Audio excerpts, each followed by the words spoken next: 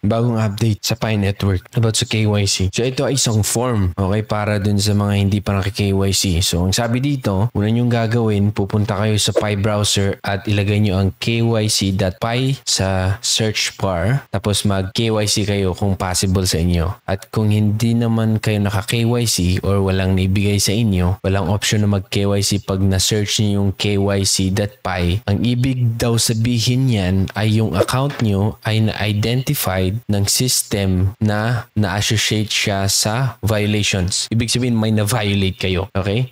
Katulad ng fake accounts, scripting, and more. Di ko alam mo ano yung mga dahilan bakit natag yung mga account nyo na may na-violate. So sabi dito, kung sa tingin mo ay mistake na tinag ng system ang yung account na may na-violate, then ito ang gagawin mo. I-fill out mo itong form. Itong form na to, okay? Link nasa baba. Kasi ito, sa mismong website to ng Pi Network. Tapos, make sure na yung username, careful, no spelling mistake yung username mo. What behavior of yours might have been confused by the algorithm as suspicious? Ano ba yung mga ginawa mo dati na sa tingin mo na tag ka as suspicious? Alalahanin mo, gumawa ka ba ng dalawang account sa isang phone mo? Bumili ka ba ng Picoin? Kasali siguro, hindi ko alam pero ilagay mo dito, ano ba ang sa tingin mo dahilan bakit natag ng system yung account mo as fake or may na-violate siya. So at sasabihin mo dito yung rason na hindi dapat natag yung account mo. Sabihin mong real human ka. Sabihin mong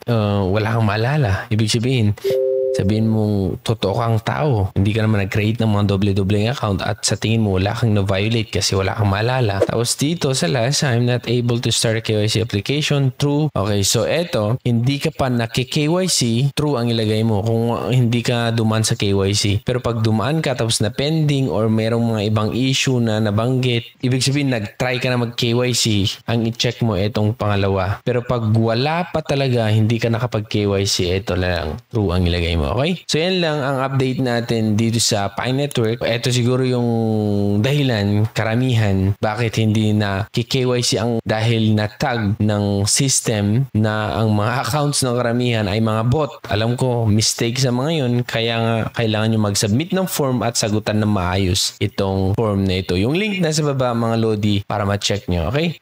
Huwag kayong matakot. Hindi nyo ilalagay yung passphrase nyo dito. Okay? Yung information lang. Tapos sagutin yung mga question nila. Anong dahilan? Bakit sa tingin mo natag yung account mo, naka-violate ng rules?